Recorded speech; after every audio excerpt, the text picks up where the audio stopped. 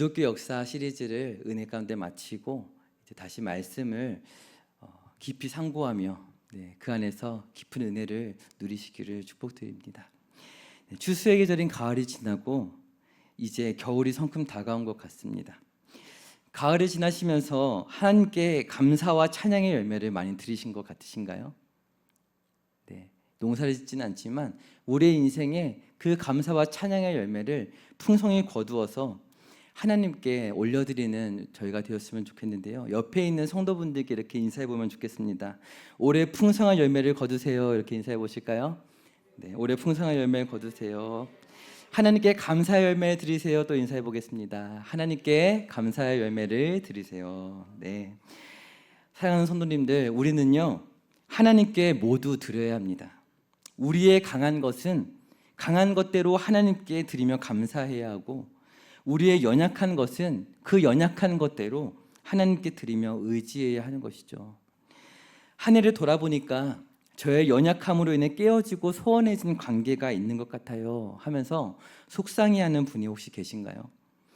우리는 죄인이어서 주변의 사람들을 힘들게 하거나 사랑하는 사람과 의도치 않게 관계가 멀어질 때도 있는 것 같아요. 그래서 우리의 인생에 풍성한 수확으로 인해 감사의 계절이 되어야 할 이 가을과 겨울이 쓸쓸하고 적적한 계절이 되기도 하는 것이죠. 그러나 참 놀라운 것은요, 하나님께서는 우리의 이 연약함을 바라보시면서 말씀하시는 거예요. 내가 너의 연약함을 잘 알고 있다. 그래서 내가 이 땅에 왔고 십자가에서 너를 위해 못 박힌 거란다. 이렇게 우리 주님께서는 우리에게 말씀하시는 거예요. 이것은 너무나 큰 은혜예요. 모두가 우리의 연약함을 보고 외면할 때 하나님의 독생자 예수 그리스도께서 우리의 구원자가 되어 주셨습니다. 오늘 말씀 가운데 우리의 강함도 우리의 약함도 모두 올려드리면서 우리 구주 예수님 앞에 나아가시기를 축복드립니다. 아멘. 사랑하는 성도님들, 교회라고 하면 교회는 어떤 곳일까요? 여러 가지 말을 할 수 있을 거예요. 구약과 신약의 말씀을 보면 여러 가지로 교회가 어떤 곳인지, 하나님을 예배하는 공동체가 어떤 공동체인지 가르쳐주고 있어요. 근데 그 중에서도 오늘 저와 성도님들이 함께 읽은 이 사도 바울의 편지 고린도서는 우리가 교회를 어떻게 생각해야 하는지 참 중요한 진리를 가르쳐주고 있는데요. 함께 오늘 읽은 말씀 26절의 말씀을 함께 읽어보면 좋겠습니다. 26절에 서두인데요. 같이 한번 읽어보겠습니다. 시작. 형제들아 너희를 부르심을 보라. 여기까지요. 먼저 교회는 하나님께서 부르신, 하나님께 속한 교회입니다. 오늘 그 사실을 믿으시나요? 사도 바울은 오늘 고린도 성도들에게 편지하면서 이렇게 표현하는 거예요. 고린도전서 1장 2절에도 비슷한 표현이 있는데, 고린도전서 1장 2절에 보면 고린도에 있는 하나님의 교회라고 이렇게 편지를 시작하고 있어요. 고린도 교회를 하나님의 교회라고 말하고 있어요. 이단이 이 좋은 이름을 뺏어갔지만 하나님의 교회는 참 좋은 표현입니다. 그냥 지나칠 수 없는 부분이 있는데요. 하나님 안에 있는 고린도 교회라고 표현할 수도 있는데, 그러지 않고 고린도에 있는 하나님의 교회라고 말하고 있어요. 무엇인가요? 교회는 하나님의 것인데 바로 그 고린도라는 마을에, 그 고린도라는 동네에 하나님께서 세우신 존귀한 교회가 있다라는 것이죠. 오늘 여기 응암동에도 하나님께서 세우신 교회가 있어요. 바로 서울중앙교회입니다. 정말 그렇게 믿으십니까? 저는 그렇게 믿어요. 그렇다면 하나님께서 세우신 교회는 어떤 정체성을 가지고 있을까요? 우리 교회가 그렇게 나아가야 될 텐데 2절의 말씀 전체를 다시 한번 읽어보겠습니다. 2절 말씀 같이 읽겠습니다. 시작. 고린도에 있는 하나님의 교회 곧 그리스도 예수 안에서 거룩하여지고 성도라 부르심을 받은 자들과 또 각처에서 우리의 주 곧 그들과 우리의 주 되신 예수 그리스도의 이름을 부르는 모든 자들에게. 아멘. 하나님의 교회는 어떤 곳인가요? 말씀을 보니까 그리스도 예수 안에서 거룩하여진 곳이다라고 말씀하고 있어요. 그래서 성도라 부르심을 받은 자들과 또 각처에서 우리의 주, 곧 그들과 우리의 주 되신 예수 그리스도 이름을 부르는 모든 자들이다. 그것이 바로 하나님의 교회이다라고 표현하고 있어요. 그런데요, 고린도 교회는요, 문제가 이만저만한 교회가 아니었어요. 이미 지난 시간 고린도서를 많이 읽어보시고 또 말씀을 들으셔서 아시겠지만 여러 가지 문제가 있었는데 그 가운데도 하나는 분열의 문제였어요. 빈부의 격차로 인해서 분열이 되었고, 영적인 것을 추구하는 자들과 그리고 소위 영적인 걸 추구하는 자들에게 비추었을 때 그렇지 않은 것 같은 자들, 그런 사람들 가운데 분열이 있기도 했어요. 분열될 이유가 참 너무나 다양하죠. 사람이 그런 것 같아요. 같은 하나님을 믿는다는 성도임에도 불구하고 섭섭하고 시험에 들 만한 많은 상황들이 신앙생활을 하면서 찾아오게 되죠. 하지만 사도 바울은 고린도서의 편지를 쓰면서 무려 49번이나 강조하고 있는 표현이 있는데요. 그것은 바로 하나님의 교회라는 표현이에요. 하나님의 것이다. 교회는 하나님의 것이다. 이것을 계속하여 강조해요. 사람 위에 세워진 것이 아니기에 연약함을 보고 너무 어려워하고 시험에 들지 말아라 라고 이렇게 말씀하고 있는 것이죠. 교회는 연약함이 있어요. 하지만 교회는 분명 하나님께 속했다는 진리를 바울은 가르쳐주고 싶은 거예요. 그래서 계속해서 말해요. 왜 문제가 있음에도 이 교회가 하나님께 속했다고 하냐면 그리스도 예수 안에서 거룩하여지고 성도라 부르심을 받은 자들이기 때문이다라는 것인데요. 이 말씀을 보면 우리 한글로는 다 담아낼 수가 없기 때문에 알 수 없는 의미가 있는데 무엇이냐면 예수 안에서 거룩하여지고 라고 하는 이 표현이 보이지 않게 첨가된 의미가 있어요. 무엇이냐면 예수 그리스도 안에서 거룩하여져 가는 것이 이제 거룩하여져 가는 것도 있지만 이미 예수 그리스도 안에서 거룩해졌어. 이미 거룩해졌어 라고 하는 의미가 이 말씀 안에는 숨어 있어요. 지금 이 말씀을 듣는 이 성도들은 그 의미를 듣고 있는 거예요. 우리가 이렇게 문제가 많고 연약한 교회인데 이미 우리가 거룩해졌다 라고 얘기를 하고 있는 것이죠. 이것은 무엇을 가르쳐 주는 것일까요? 사도 바울이 다투고 분열하고 있는 성도들에게 면죄부를 주는 것은 아니에요. 도리어 인간적인 기준으로 분열되면서 교회답지 못하게 되어가는 고린도 교회의 모습을 들추어내고 이것이 얼마나 부끄럽고 어리석은 일인지를 깨닫게 해주는 거예요. 이러한 고린도서의 말씀과 같은 성경의 말씀들은 연말에 한 해를 마무리하는 우리 모든 성도들에게 너무나 필요하고 중요한 말씀인 것 같아요. 이렇게 어리석은 고린도 교회는 주위를 둘러보아야 한다라고 사도 바울은 가르쳐주고 있어요. 혼자서 주님의 교회로 부름받은 게 아니라는 것이죠. 각처에서 우리의 주, 곧 그들과 우리의 주 되신 예수 그리스도의 이름을 부르는 모든 수많은 교회 가운데 한 지체로 우리 교회가 부름받았다. 오늘 우리들은 그렇게 하나의 아름다운 교회를 세워가기 위하여 부름받았다는 사실을 오늘 사도 바울은 가르쳐주고 있어요. 주님의 소유된 아름답고 영광스러운 교회들 가운데 하나로 부름받았고 내 옆에 있는 연약한 지체들이 모두 그러한 존귀한 지체들이다라는 것을 가르쳐주고 있는 것이죠. 사람의 영광이 아니라 오직 예수 그리스도 안에 죄와 사망에서 자유하게 하는 능력이 있음을 전하는 곳이 바로 교회인 줄 믿습니다. 아무리 작고 보잘것없어 보여도 영광스러운 주님을 머리로 하는 지체가 바로 교회인 것이죠. 그래서 우리들을 보면 어떤가요?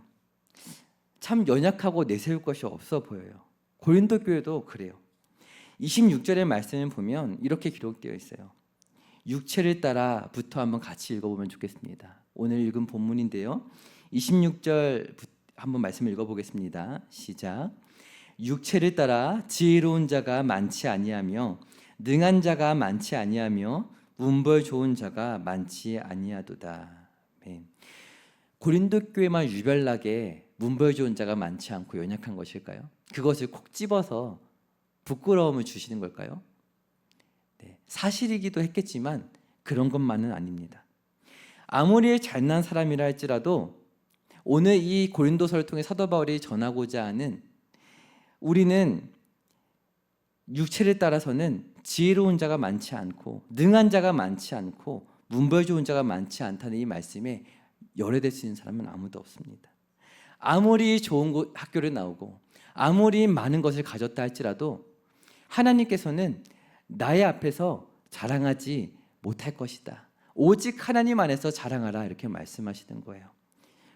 오늘 우리는 이 바울의 말씀 안에서 우리는 연약하지만 하나님의 소유이기 때문에 존귀한 주의 교회이구나라는 사실을 기억해야 할 줄 믿습니다. 두 번째로 기억해야 될 것은 무엇이냐면요, 교회는 미련하고 약한 모임이라는 거예요. 그래서 오늘 주와 같이 길 가는 거라는 찬양을 불렀는데,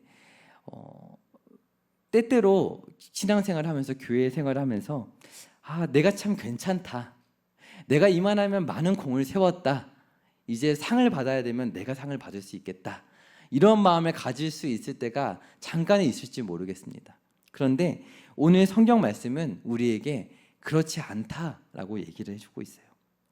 고린도전서 1장 27절의 말씀인데요, 27절 말씀 같이 읽어보겠습니다. 시작.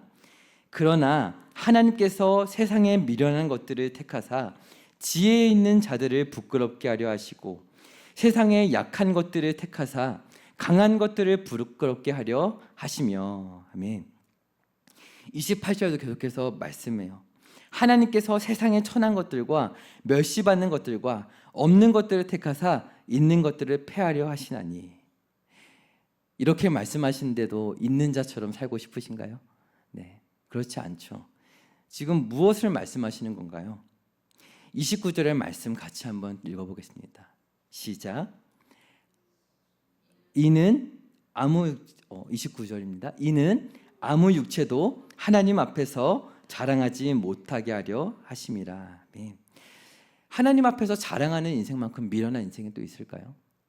오늘 우리에게 하나님께서 임재하시고 은혜를 주실 때는 우리의 강함으로 자랑할 때가 아니라 우리의 약함으로 하나님 안에 심겨져 있을 때. 성도님들, 꽃 받으시면 어떻게 하세요? 그 향기가 나는 꽃을 받으시면 어떻게 하세요? 꽃다발 받으시면, 그렇죠? 화분에 심으시나요? 뿌리가 없는데. 네, 꽃병에 넣으시죠. 가위로 자르면은 그 끝에가 어떻게 되나요? 뾰족해지잖아요. 그 부분이 꽃의 가장 약한 부분일 거예요. 근데 그 가장 약한 부분을 꽃병에 심고 오아시스에 심으면 어떻게 되나요? 그 꽃이 생기를 잠깐이라도 얻게 되는 것이죠. 오늘 우리의 인생이 바로 그런 것이에요. 하나님 안에 심겨졌을 때 우리의 그 잘리고 상처 있는 그 가장 연약한 부분을 부끄럽게 여기는 것이 아니라 그것을 하나님 안에 심겨질 때에, 그것을 가지고 기도하며 나아갈 때 그것을 통해 하나님께서는 능력을 베푸시고 미련하고 약하다 생각하는 우리의 부분을 강하게 하시는 것입니다. 자랑할 것이 많이 있는 자인가, 아니면 나는 연약한 것이 더 많은 자인가, 어떠신 것 같으신가요? 저는 자랑할 것이 참 많은 자인데요, 자랑할 것이 있는데 자랑하면 안 되나요? 이런 분이 계실지 모르겠어요. 무조건 자랑하지 말라는 게 아니죠. 앞전에도 말씀드렸던 것처럼 하나님 앞에서 교만해지지 말라는 것이죠. 하나님 안에서, 주 안에서 자랑하는 것은 얼마든지 좋은 것입니다. 우리는 하나님을 떠나서 미련하고 약할 수밖에 없는 존재예요. 왜 그럴까요? 에베소서 2장 1절의 말씀에는 이렇게 말씀하고 있어요. 그는 허물과 죄로 죽었던 너희를 살리셨도다, 이렇게 말씀하고 있어요. 허물과 죄로 죽을까 했던 우리가 아니라 허물과 죄로 죽었던 우리를 살리셨다라고 말씀하고 있어요. 꺾어진 꽃이랑 똑같습니다. 아무리 아름답고 존귀해 보여도 꺾어진 꽃에 불과한 거예요. 그래서 에베소서의 말씀을 보면 사도 바울이 이렇게 말해요. 2장 8절과 9절을 보면요, 제가 읽어드릴게요. 너희는 그 은혜에 의하여 믿음으로 말미암아 구원을 받았으니 이것은 너희에게서 난 것이 아니요 하나님의 선물이라. 행위에서 난 것이 아니니 이는 누구든지 자랑하지 못하게 함이라. 아멘. 인생을 살다 보면은 부모님께 받은 것도 있고요, 천성이 좋은 것도 있습니다. 그런데 아무리 그런 것들이 있어도 자랑하지 못하게 하시기 위하여 믿음만큼은 하나님께서 선물로 주시고 계신 것 같아요. 그래서 그것이 우리의 행위로 난 것이 아니기 때문에 그 믿음을 주신 하나님을 의지하지 않고 우리의 연약함을 허락하신 하나님을 바라보지 않는다면 우리는 아무것도 가지지 못한 자가 되는 것이죠. 인정하기 싫지만 우리는 완전하지 않습니다. 그래서 오늘 고린도전서 1장 말씀을 보면요, 9절의 말씀 한번 보시겠어요? 오늘 사도 바울이 9절에서 이렇게 고린도 성도들에게 말씀하고 있어요. 9절 말씀 같이 한번 읽어보겠습니다. 시작. 너희를 불러 그의 아들 예수 그리스도 우리 주와 더불어 교제하게 하시는 하나님은 미쁘시도다. 아멘. 네, 연약한 한 사람 한 사람들이 모여서 더불어 교제하게 하시는 하나님은 정말로 미쁘시다. 사도 바울, 사도로 부름받은 나 또한 죄인 중에 괴수인데 나를 부르시고 또 너희를 부르셔서 이렇게 아름다운 교회를 세워가시는 하나님은 정말 신실하시고 정말 전능하시고 정말 미쁘시다라고 찬양하고 있는 거예요. 사도 바울은 성도들이 가지고 있는 언변이나 지식 그리고 은사가 그들 자신의 것처럼 보일지라도 교회의 머리이신 주님의 것이라는 것을 가르쳐주고 있는 거예요. 오늘 우리는 자랑할 만한 것들이 하나씩은 모두 있습니다. 하지만 이것은 주님의 몸된 교회를 위해 섬기라고 주신 것이지 나를 위해 주신 것이 아닌 것이죠. 자랑할 만한 것으로는 그것을 선물로 주신 하나님께 감사하며 이러한 능력과 도움이 필요한 지체들을 도울 수 있는 능력이 되고요. 또한 연약한 것으로는 기도하며 하나님의 살아계심을 경험하는 통로가 되는 것입니다. 오늘 우리 안에 있는 연약함들, 오늘 우리의 어떠한 지체에게 있는 연약함은 문제거리가 아닙니다. 너가 실수했기 때문에 이런 문제가 생기는 거야 라는 말은 사탄이 우리에게 하는 말입니다. 책임을 지되 책임을 묻지는 말아야 한다는 것을 오늘 성경 말씀이 우리에게 가르쳐주고 있어요. 하나님께서는 교회에서 사람이 왕노릇하고 자랑하는 것을 기뻐하지 않으십니다. 고린도전서 1장 30절의 말씀을 보면 이렇게 사도 바울은 고백하는데요, 같이 한번 30절 말씀을 읽어보겠습니다. 시작. 너희는 하나님으로부터 나서 그리스도 예수 안에 있고 예수는 하나님으로부터 나와서 우리에게 지혜와 의로움과 거룩함과 구원함이 되셨으니. 아멘. 그러므로 31절에 이렇게 말씀하고 있어요. 자랑하는 자는 주 안에서 자랑하라 함과 같게 하려 함이라.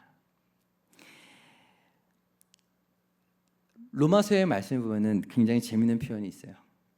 이웃의 지체에 누군가가 나를 시험에 들게 하거나 나의 마음을 어렵게 만들면 어떻게 하라고 하시는지 혹시 아시나요? 그의 머리 위에 숯을 쌓으라 라는 그런 말씀이 있어요. 이 말씀이 어떤 의미인지 혹시 아시나요? 이 숯을 쌓는다는 것은 심판을 의미하기도 하고 또 구약에 이웃을 섬기는 의미가 또 있습니다. 그런데 이웃을 섬기는 것과 하나님의 심판이 진노가 임한다는 것, 이것이 어떻게 어우러지는 것 같으신가요? 너무나 모순되는 것 같지 않으신가요? 나를 힘들게 하는 연약한 지체를 볼 때 그의 머리에 숯을 쌓는 것은 무엇을 말씀하는 것일까요? 그것은요, 지체를 섬기라는 의미인데요, 쉽게 말하면 이런 것이에요. 나의 마음을 힘들게 하는 그 연약한 지체를 심판하시는 것은요, 하나님의 몫으로 돌리라는 것입니다. 하나님께서 신원하여 주신다라는 표현들이 성경에 나오는데요, 하나님께서 나를 아시고 나를 이해하시며 하나님께서 기뻐하신 뜻대로 나를 판단하실 것이라는 그런 말씀이에요. 이웃과 지체에게 정죄하는 말, 심판하는 말을 할 때에 하나님의 심판을 내가 대신하는 것이 된다는 것을 성경은 말씀하고 있는 것이죠. 신원해 주시는 하나님을 바라볼 때 위로를 얻을 수 있는데요. 나를 이해하시는 하나님을 볼 때 그 위로를 얻을 수 있다면 오늘 나를 이해하시는 하나님께서, 나를 판단하시는 하나님께서 나의 지체 또한 판단하실 것을 우리는 믿어야 할 것입니다. 내가 굳이 판단하지 않아도 하나님께서 그 지체를 알아서 다루실 거예요. 그렇기 때문에 이 11월, 12월을 지나시면서 너무 마음에 근심하지 않으셨으면 좋겠어요. 내가 저 지체를 어떻게 혼쭐을 내셔야 될까? 내가 저 사람을 어떻게 바른 길로 이끌어줘야 될까? 고민하지 않으셔도 됩니다. 하나님께 기도하시면 나의 연약함을 신원하셨던 하나님께서 그 지체의 연약함도 신원해 주시고 판단해 주시고 갚으시고 인도하실 것입니다. 교회에는 권징이라는 것이 있어요. 성도를 책망하기도 하고 바른 길로 이끌기 위해서 권징을 하기도 합니다. 그러나 그것 또한 성도를 돌이키기 위해 책임을 지고 기도하면서 돌이키기를 기다리며 섬기는 것이지 책임을 묻는 정죄가 아닌 것이죠. 고린도전서 1장 8절의 말씀을 보면 이런 말씀이 있어요. 마지막으로 이 말씀을 읽고 마칠 텐데요. 1장 8절의 말씀을 같이 한번 읽어보겠습니다. 시작. 주께서 너희를 우리 주 예수 그리스도의 날에 책망할 것이 없는 자로 끝까지 견고하게 하시리라. 아멘. 오직 주님께서 견고하게 하시고 책망할 것이 없도록 이루실 것입니다. 그러므로 오늘 우리 안에 있는 연약함은 물론이거니와 오늘 우리 공동체에 있는 연약한 지체를 하나님께 맡겨드릴 수 있으면 좋겠습니다.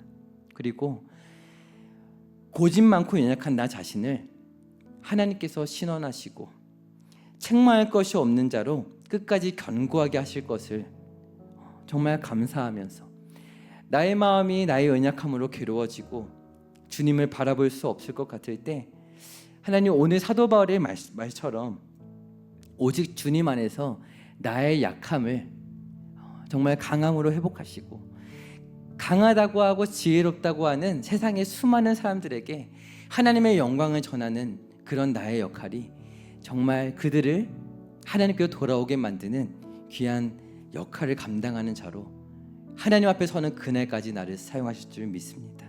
이러한 고백으로 나아가는 오늘 시간이 되기를 축복합니다.